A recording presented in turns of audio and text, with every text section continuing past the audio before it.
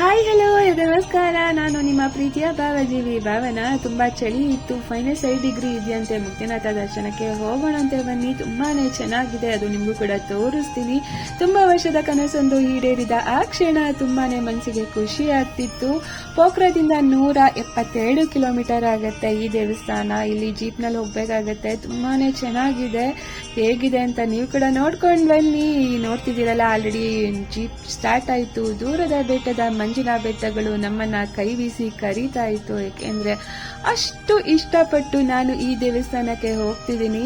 ತುಂಬಾನೇ ಖುಷಿ ಆಗ್ತಿದೆ. ಹಂಗಂತ 172 ಕಿಲೋಮೀಟರ್ ಆರಾಮ್ಸೆ ಹೋಗ್ಬೋದು ಅಂತ ಅನ್ಕೊಳ್ಬೇಡಿ. ಜೀಪ್ ಜರ್ನಿ ಸ್ವಲ್ಪ ಕಷ್ಟ ಇದ್ರು ಅಲ್ಲಿ ಹೋದ್ಮೇಲೆ ಆಗೋ ಖುಷಿ ಇದೆಯಲ್ಲ, ಆ ಖುಷಿಗೆ ಯಾವುದೇ ರೀತಿ ಬೆಲೆ ಕಟ್ಟಕ್ ಆಗೋದೇ ಇಲ್ಲ. ನೀವು ನೋಡ್ತಿದ್ದೀರಾ, ಆಲ್ರೆಡಿ ಅಲ್ಲಲ್ಲೇ ನಿಲ್ಲಿಸ್ಕೊಂಡು ಕಾಫಿ ಟೀ ಕುಡ್ಕೊಂಡು ಸ್ನ್ಯಾಕ್ಸ್ ತಿನ್ಕೊಂಡು ಹೋಗೋದಿದೆಯಲ್ಲ, ಅದು ಕೂಡ ಒಂಥರ ಮಜಾ ಕೊಡುತ್ತೆ, ಖುಷಿ ಕೊಡುತ್ತೆ. ಆಲ್ರೆಡಿ ನಮ್ಮ ಈ ತಿಂಡಿ ಕಜ್ಜಾಯ ತರ ಇತ್ತು. ನೋಡ್ತಿದ್ದೀರಲ್ಲ ಹೇಗ್ ಮಾಡ್ತಾರೆ ಅಂತ. ಅದು ಕೂಡ ನಿಮ್ಗೋಸ್ಕರ ವಿಡಿಯೋ ಮಾಡ್ಕೊಂಡು ಬಂದೆ. ಈ ಒಂದು ಟ್ರೆಡಿಷನಲ್ ಫುಡ್ ಇಲ್ಲಿದು. ನೇಪಾಳಿಯನ್ಸ್ ಈ ಫುಡ್ ನ ಯಾವಾಗ್ಲೂ ತಿಂತಾರಂತೆ. ತುಂಬಾನೇ ಚೆನ್ನಾಗಿತ್ತು. ಆಲ್ಮೋಸ್ಟ್ ಸಿಮಿಲರ್ ಕಜ್ಜಾಯ ತರ ಅನಿಸ್ತಾ ಇತ್ತು ನನಗೆ. ಸೊ ಎಲ್ಲಾರು ತಗೊಂಡ್ರು. ನಾನು ಆಯಿಲ್ ಐಟಮ್ ತಿನ್ನಲ್ವಲ್ಲ, ಎಲ್ಲರಿಗೂ ಕೊಟ್ಟು ಹಾಗೆ ಟೇಸ್ಟ್ ಹೇಗಿದೆ ಅಂತ ಕೇಳಿ ನಾನು ಚೂರು ಟೇಸ್ಟ್ ಮಾಡಿದ್ದಕ್ಕೆ ಸೊ ಒಂಥರ ಖುಷಿ ಆಯ್ತು. ಅವರು ಕೂಡ ತುಂಬಾ ಫ್ರೆಂಡ್ಲಿ ಆಗಿದ್ರು. ಹಾಗೆ ನಮ್ಮ ಕರಿಗುಂಡನ ಜೊತೆ ಅಂದ್ರೆ ನೇಪಾಳಿ ನಾಯಿ ಜೊತೆ ನಾನು ತಂದಿದ್ದು ಉಪ್ಪಿಟ್ಟು ಕೂಡ ಹಾಕಿ ಅವನ ಜೊತೆ ಫ್ರೆಂಡ್ಶಿಪ್ ಮಾಡಿ ಅವನಿಗೂ ಕೂಡ ಹಾಯ್ ಬಾಯ್ ಹೇಳಿ ಅಲ್ಲಿಂದ ಹೊರಡ್ತಾ ಇದ್ದೀನಿ. ತುಂಬಾನೇ ಫ್ರೆಂಡ್ಲಿ ಅನಿಸ್ತಾ ತುಂಬಾ ಖುಷಿ ಆಯ್ತು. ಅದು ಕೂಡ ನನ್ನ ಜೊತೆ ಫ್ರೆಂಡ್ಲಿ ಆಗಿದ್ದಿದ್ದು ನೋಡಿ.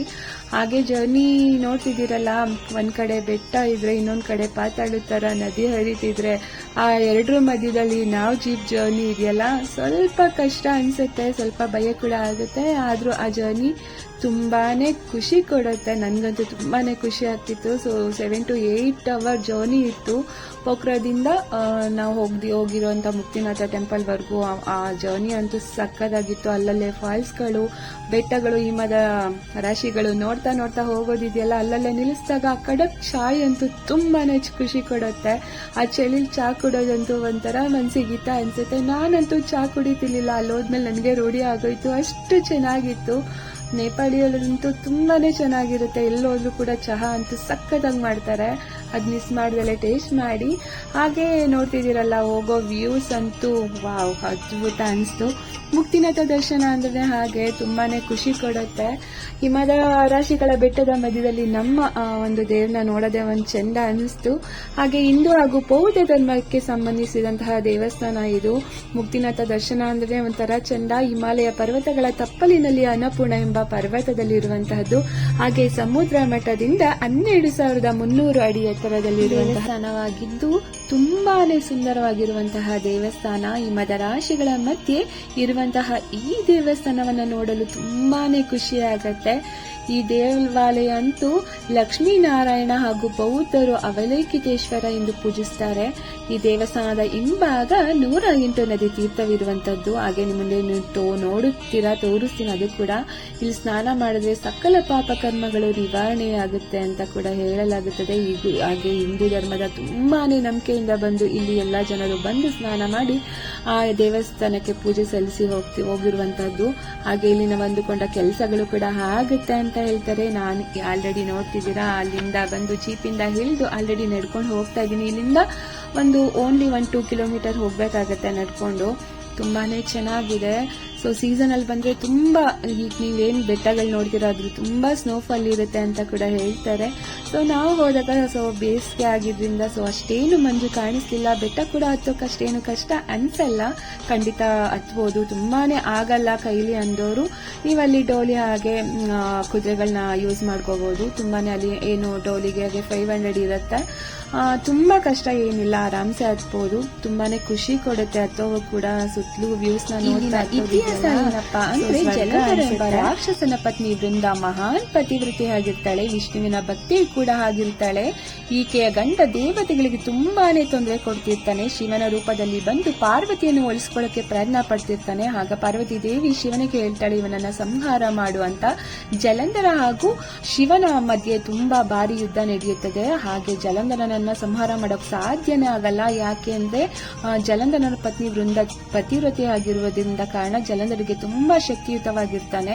ಹಾಗೆ ಇದನ್ನ ನೋಡಿ ವಿಷ್ಣುವಿನ ಹತ್ರ ಹೋಗಿ ಶಿವ ಕೇಳ್ತಾನಂತೆ, ನನಗೆ ಇದರಿಂದ ಏನಾದ್ರೂ ಹೆಲ್ಪ್ ಮಾಡಿ, ಇದರಿಂದ ಮುಕ್ತಿ ಕೊಡು ಅಂತ ಕೇಳಿದಾಗ ಶಿವನಿಗೆ ಏನಾದ್ರೂ ಸಹಾಯ ಮಾಡಬೇಕು ಅಂತ ಹೇಳಿದಾಗ ಜಲಂಧನರ ರೂಪ ಧರಿಸಿ ಪತಿವ್ರತೆಯಾಗಿರುವಂತಹ ವೃಂದ ಹತ್ರ ಹೋಗಿ ಅವಳನ್ನ ಒಲಿಸಿಕೊಳ್ತಾನಂತೆ. ಆಗ ಒಲಿಸಿಕೊಂಡ ಸಂದರ್ಭದಲ್ಲಿ ಅವಳಿಗೆ ಪತಿವ್ರತೆಯ ಧರ್ಮ ಹೋಗಿ ಈ ಜಲಂಧರನನ್ನ ಶಿವನು ಸಂಹಾರ ಮಾಡ್ತಾನೆ ಎಂಬ ಕಥೆ ಇದೆ. ಹಾಗೆ ಈ ಕಥೆಯ ಆದ ನಂತರ ವೃಂದ ವಿಷ್ಣುವಿಗೆ ಹೇಳ್ತಾಳಂತೆ, ನೀನು ನನ್ನನ್ನು ಒಲಿಸಿಕೊಂಡು ನೀನು ಮೋಸ ಮಾಡಿ ಈ ಒಂದು ಪತಿವ್ರತ ಧರ್ಮಕ್ಕೆ ದ್ರೋಹ ಬಗ್ದಿರೋದ್ರಿಂದ ನೀನು ಕಲ್ಲಾಗಿ ಹೋಗುವಂತ ಒಂದು ಶಾಪ ಕೊಡ್ತಾಳಂತೆ. ಹಾಗೆ ಈ ದೇವಸ್ಥಾನದಲ್ಲಿ ಇರುವಂತಹ ಸಾಲಿಗ್ರಾಮ ಶಿಲೆ, ವಿಷ್ಣುವಿನ ಶಿಲೆ ನಿಜವಾಗ್ಲೂ ಕಲ್ಲಾಗಿರುವಂತಹ ದೇವಸ್ಥಾನ.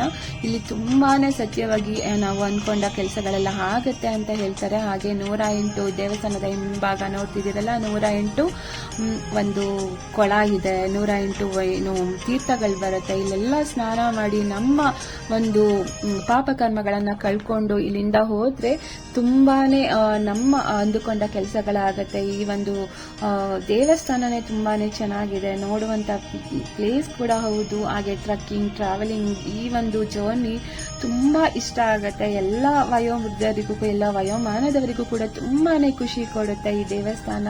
ಏಕೆಂದ್ರೆ ಇದು ಅಷ್ಟು ಚೆನ್ನಾಗಿದೆ, ಅಷ್ಟು ಸತ್ಯವಾಗಿರುವಂತಹ ದೇವಸ್ಥಾನ. ಹಾಗೆ ವೃಂದ ತುಳಸಿ ಗಿಡವಾಗಿ ಇಲ್ಲಿ ಹುಟ್ಟಿದಂತಹದ್ದು. ಹಾಗೆ ಏನು ಶ್ರೀಮನ್ನಾರಾಯಣರಿಗೆ ತುಳಸಿಯನ್ನು ಕೊಟ್ರೆ ನಾವು ಅಂದುಕೊಂಡ ಕೆಲಸಗಳು ಕೂಡ ಆಗುತ್ತೆ ಅಂತ ಹೇಳ್ತಾರೆ. ಅದರಿಂದ ಈ ಒಂದು ಹಿನ್ನೆಲೆಗೆ, ಈ ಒಂದು ಇದಕ್ಕೆ ಯಾವಾಗ್ಲೂ ವಿಷ್ಣುವಿನ ದೇವಸ್ಥಾನಕ್ಕೆ ಹೋದಾಗ ನಾವು ತುಳಸಿ ಕೊಟ್ಟು ಪೂಜೆ ಮಾಡಿಸಿದ್ರೆ ನಾವು ಅಂದುಕೊಂಡ ಕೆಲಸಗಳು ಆಗುತ್ತೆ ಅನ್ನೋದು ಕೂಡ ಒಂದು ನಮ್ಮ ಹಿಂದೂ ಸಂಪ್ರದಾಯದಲ್ಲಿ, ಹಿಂದೂ ಧರ್ಮದಲ್ಲಿದೆ.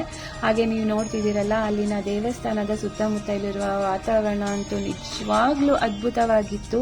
ಹಾಗೆ ಅಲ್ಲಿ ಎದುರುಗಡೆ ಇರುವಂತಹ ಲಕ್ಷ್ಮಿ ಹಾಗೂ ಸರಸ್ವತಿ ಕುಂಡದಲ್ಲಿ ಮಿಂದೆದ್ದು ಸುತ್ತಲಿರುವಂತಹ ದೇವಸ್ಥಾನದಲ್ಲಿ ತೀರ್ಥ ತಗೊಂಡು ಅಲ್ಲಿ ದೇವರಿಗೆ ನಮಸ್ಕಾರ ಹಾಕಿ, ಹಾಗೆ ಅಲ್ಲಿ ಪಕ್ಕದಲ್ಲಿರುವಂತಹ ಜ್ವಾಲಾಮಾಲಿ ದೇವಸ್ಥಾನ ಕೂಡ ಇದೆ, ಅದಕ್ಕೂ ಕೂಡ ಹೋಗಿ ಬನ್ನಿ. ನೀವೀಗ ನೋಡ್ತಿದ್ದೀರಾ ಅಲ್ಲೆಲ್ಲೂ ಕೆಲವೊಂದು ವಿಡಿಯೋಗಳು ಮಿಸ್ ಆಗಿದೆ, ತೆಗಿಯೋಕೆ ಆಗಿಲ್ಲ.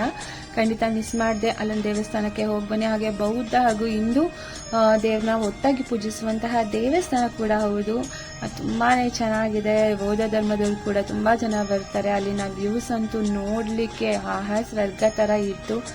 ಈ ದೇವಸ್ಥಾನಕ್ಕೆ ತುಂಬಾ ಜನ ಬರ್ತಾರೆ. ಈ ದೇವಸ್ಥಾನಕ್ಕೆ ಹೋಗೋಕೆ ಸಾಮಾನ್ಯವಾಗಿ ಎಲ್ರಿಗೂ ಆಗೋದಿಲ್ಲ. ನೀವೀಗ ಏನ್ ನೋಡ್ತಿದ್ದೀರಾ, ಇದು ಅಲ್ಲಿನ ದೇವರ ಫೋಟೋ. ಖಂಡಿತ ಹಾಗೆ ಈ ಒಂದು ಸ್ಟ್ಯಾಚ್ಯೂ ಇದೆ, ಇದು ಕೂಡ ನೋಡ್ಕೊಂಡು ಬನ್ನಿ. ಬೌದ್ಧ ಧರ್ಮಕ್ಕೆ ಸಂಬಂಧಿಸಿದಂತಹದ್ದು ತುಂಬಾನೇ ಚೆನ್ನಾಗಿದೆ ಈ ದೇವಸ್ಥಾನ. ಮಿಸ್ ಮಾಡ್ದಲೆ ಈ ಎರಡೂ ದೇವಸ್ಥಾನಕ್ಕೆ ಅಲ್ಲೇ ನಿಯರಿಸ್ ಮೇಲೆ ಇರುವಂತಹದ್ದು. ಹಾಗೆ ನಾನು ಅಲ್ಲೊಂದು ಯಾಕೆ ಕೂಡ ನೋಡಿದೆ, ಅದು ಕೂಡ ನಿಮಗೋಸ್ಕರ ತೋರಿಸೋಣ ಅಂತ ವಿಡಿಯೋ ಮಾಡ್ಕೊಂಡು ಬಂದೆ. ನನಗಂತೂ ಈ ದೇವಸ್ಥಾನಕ್ಕೆ ಹೋಗಿದ್ದು ಸ್ವರ್ಗನೇ ಸಿಕ್ಕಂತಹ ಅನುಭವ. ಹಾಗೆ ನಾನೊಂದಷ್ಟು ಕನಸುಗಳು, ಆಸೆಗಳು ಇಟ್ಕೊಂಡು ಒಂದು ದೇವ್ರ ಹತ್ರ ಅಪ್ಲಿಕೇಶನ್ ಹಾಕಿ ಬಂದಿದ್ದೀನಿ. ನೋಡೋಣ, ದೇವರು ನನಗೆ ಕೊಟ್ಟರೆ ಮತ್ತೊಮ್ಮೆ ಹೋಗೋ ಆಸೆ ಇದೆ. ನನಗೆ ಈ ಪ್ಲೇಸ್ ತುಂಬಾನೇ ಮನಸ್ಸಿಗೆ ಹತ್ರವಾಗಿರುವಂತಹದ್ದು. ಯಾಕೆಂದ್ರೆ ನಮ್ಮ ಹಿಂದೂ ಧರ್ಮದ ಸಂಸ್ಕೃತಿ ಸಂಪ್ರದಾಯದಲ್ಲಿ ಯಾವ್ಯಾವ ದೇವಸ್ಥಾನಗಳು ಇತಿಹಾಸಕ್ಕೆ ಸಂಬಂಧಿಸಿದ ದೇವಸ್ಥಾನಗಳಿದೆ, ಆ ಎಲ್ಲಾ ದೇವಸ್ಥಾನಗಳನ್ನ ನಾನು ನಿಮ್ಗೆ ತೋರಿಸುವ ಪ್ರಯತ್ನ ಮಾಡ್ತೀನಿ ಅಂತ ಹೇಳಿದ್ದೆ. ಅದರಲ್ಲಿ ಈ ಒಂದು ದೇವಸ್ಥಾನ, ಇದು ನೇಪಾಳದಲ್ಲಿರುವಂತಹ ಮುಕ್ತಿನಾಥ ಸ್ವಾಮಿ ದೇವಸ್ಥಾನ. ನಾವು ಆಲ್ರೆಡಿ ಕೆಳಗಡೆ ಬಂದು ರೂಮ್ ಮಾಡಿದ್ವಿ. ಅಲ್ಲಿ ಒಂದು ನಮ್ಮ ಕನ್ನಡ ಹಾಡಿಗೆ ನೇಪಾಳದಲ್ಲಿ ಸ್ಟೆಪ್ ಹಾಕಿದ್ದಿದೆಯಲ್ಲ, ಇದಂತೂ ಆಸಮ್ ಆಗಿತ್ತು. ಇದು ಮರೆಯಕ್ಕೆ ಆಗಲ್ಲ. ನನಗೆ ಡ್ಯಾನ್ಸ್ ಬರಲಿಲ್ಲ ಅಂದ್ರೂ ಕೂಡ ಎಲ್ಲರ ಜೊತೆ ಒಂದಷ್ಟು ಸ್ಟೆಪ್ ಹಾಕಿ ಖುಷಿ ಪಟ್ಟಿದ್ದಾಯ್ತು. ಮನಸ್ಸಿಗೆ ಒಂಥರ ಖುಷಿ ಆಗುತ್ತೆ. ಯಾಕೆಂದ್ರೆ ಎಲ್ಲರ ಜೊತೆ ನಮ್ಮ ಒಂದು ಖುಷಿನ ಹಂಚ್ಕೊಳ್ಳೋದಿದೆಯಲ್ಲ, ಎಲ್ಲಾನು ಖುಷಿ ಪಡಿಸೋದಿದೆಯಲ್ಲ, ಅದು ಎಲ್ರಿಗೂ ಸಾಮಾನ್ಯವಾಗಿ ಬರಲ್ಲ. ಹಾಗೆ ನೀವೀಗ ನೋಡ್ತಿದ್ದೀರಾ, ಎಲ್ಲಾ ಕಡೆಯಿಂದ ಇಲ್ಲಿಗೆ ಬಂದು ಇಲ್ಲಿಂದ 35 ಕಿಲೋಮೀಟರ್ ಮೇಲೆ ನಾವು ದೇವಸ್ಥಾನಕ್ಕೆ ಹೋಗ್ಬೇಕಾಗತ್ತೆ. ಇಲ್ಲಿವರೆಗೂ ಹೆಲಿಕಾಪ್ಟರ್ ಆಗಿ ಯಾವುದೇ ಒಂದು ಇದು ಚೆನ್ನಾಗಿದೆ. ಸೊ ಇಲ್ಲಿಂದ ಸ್ವಲ್ಪ ಹೋಗೋದು ಸ್ವಲ್ಪ ಕಷ್ಟ ಇದೆ. ಸೊ ಆರಾಮ್ಸೆ ಅಲ್ಲಿಂದ ಹೋಗ್ಬೋದು. ನಾವು ಆಲ್ರೆಡಿ ಬೆಳಗ್ಗೆ ಆಗಿತ್ತು, ಎದ್ದು ಸ್ನಾನ ಮಾಡಿ ರೆಸ್ಟ್ ಮಾಡಿ ಅಲ್ಲಿಂದ ನಾವು 2 ತರ ತಿಂಡಿ ಸಖತ್ತಾಗಿ ಮಾಡಿದ್ರು. ತುಂಬಾನೇ ಚೆನ್ನಾಗಿತ್ತು. ಅಲ್ಲಿಂದ ತಿಂಡಿ ತಿಂದು ನಾವು ವಾಪಸ್ ಪೋಖ್ರಾ ಕಡೆ ನಮ್ಮ ಪಯಣ ಸಾಗಿತ್ತು. ಹಾಗೆ ತುಂಬಾನೇ ಚೆನ್ನಾಗಿರೋ ಫಾಲ್ಸ್ ಕೂಡ ಇದೆ, ಅದು ತೋರಿಸ್ತೀನಿ, ನೋಡ್ತೀರಿ. ಹಾಗೆ ನಮ್ಮ ಜೊತೆ ಬಂದಿದ್ದವರೆಲ್ಲ ಗಂಡಕ್ಕಿ ನದಿಲಿ ಸಾಲಿಗ್ರಾಮ ಹುಡ್ಕೋ ಸಾಹಸಕ್ಕೆ ಕೈ ಹಾಕಿದ್ರು. ಎಲ್ಲರೂ ನೋಡ್ತಿದ್ರು. ನಾನು ಅಷ್ಟರಲ್ಲಿ ಒಂದಷ್ಟು ವಿಡಿಯೋ ಫೋಟೋ ಶೂಟ್ ಮಾಡಿ ನನಗಂತೂ ಸ್ವರ್ಗನೇ ಸಿಕ್ಕ ಅನುಭವ. ಯಾಕೆ ಅಂದರೆ ಅಲ್ಲಿ ಆ ಥರ ವೆದರು, ಆ ಥರ ಸುತ್ತಮುತ್ತ ಬೆಟ್ಟಗಳನ್ನ ನೋಡಿದಾಗ ಹೇಗೆ ಬಿಡೋಕ್ಕಾಗುತ್ತೆ ಅಲ್ವಾ. ತುಂಬಾ ಚೆನ್ನಾಗಿತ್ತು, ತುಂಬ ಖುಷಿ ಆಯಿತು. ನಾನು ನೇಪಾಳಕ್ಕೆ ಹೋಗಿದ್ದು ಸಾರ್ಥಕತೆಯ ಭಾವ ನನ್ನಲ್ಲಿ ತುಂಬಿತ್ತು. ಮನಸ್ಸಿಗೆ ತುಂಬ ಖುಷಿ ಕೊಡ್ತು. ಅಂದ್ಕೊಂಡ ಕೆಲಸ ಹಾಗೆ ಮನಸ್ಸಲ್ಲಿ ಅಂದ್ಕೊಂಡ ಆಸೆ ಕನಸುಗಳೆಲ್ಲ ಈಡೇರಲಿ ಅಂತ ದೇವ್ರ ಹತ್ರ ಕೇಳಿಕೊಂಡು ಅಲ್ಲಿಂದ ನಾನು ಹೊರಡ್ತಿದ್ದೀನಿ. ಏನು ಹೋಗೋ ದಾರಿ ನಿಜವಾಗ್ಲೂ ಒಂಥರ ಸ್ವರ್ಗ ಅನುಭವನೇ ಕೊಡುತ್ತೆ. ಹಾಗೆ ನೀವು ಇಲ್ಲಿಗೆ ನೋಡ್ತಿದ್ದೀರಲ್ಲ, ಇದು ದೂಧಸಾಗರ್ ವಾಟರ್ ಫಾಲ್ಸ್ ಥರನೇ ಇರೋವಂಥ ಫಾಲ್ಸು. ಏನು ಮೇನ್ ರೋಡಿಂದನೇ ಪಕ್ಕದಲ್ಲೇ ಕಾಣಿಸುತ್ತೆ. ಸೊ ಅಲ್ಲೊಂದು 5 ನಿಮಿಷ ಜೀಪ್ ನಿಲ್ಲಿಸಿ ನೀವು ಫೋಟೋಶೂಟ್ ಕೂಡ, ತುಂಬ ಹತ್ರದಿಂದ ಫೋಟೋಶೂಟ್ ಕೂಡ ಮಾಡ್ಬೋದು. ನಿಮ್ಗಂತೂ ನಿಜವಾಗ್ಲೂ ತುಂಬ ಖುಷಿ ಕೊಡುತ್ತೆ. ನನ್ನಂಥವ್ರಿಗಂತೂ ಸ್ವರ್ಗನೇ ಸಿಕ್ಕ ಅನುಭವ ಆಗುತ್ತೆ. ಯಾಕೆಂದರೆ ಅಷ್ಟು ಫೋಟೋಶೂಟು ವಿಡಿಯೋ ಮಾಡ್ಕೊಳ್ಳೋ ಹುಚ್ಚು ನನಗೆ. ತುಂಬಾ ನೆನಪುಗಳು ಅಲ್ಲಿಂದ ತಗೊಂಡು ವಾಪಸ್ ಆಗ್ತಿದ್ದೀನಿ. ಇನ್ನೊಂದು ದೇವಸ್ಥಾನ, ಇನ್ನೊಂದು ಇತಿಹಾಸಕ್ಕೆ ಸಂಬಂಧಿಸಿದಂತಹ ವಿಡಿಯೋಗಳು ಕೂಡ ಆಗ್ತಿರ್ತೀನಿ, ಮುಂದೆ ನೋಡ್ತೀರಿ.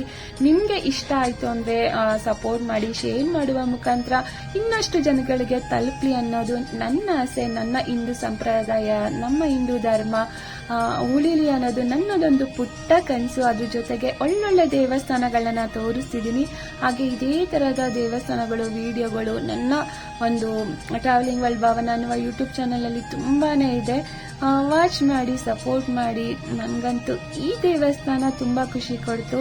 ನೀವು ಕೂಡ ಖುಷಿ ಪಟ್ಟಿದ್ದೀರಾ ಅಂತ ತಿಳ್ಕೊಳ್ತಾ ಥ್ಯಾಂಕ್ ಯು ಸೋ ಮಚ್.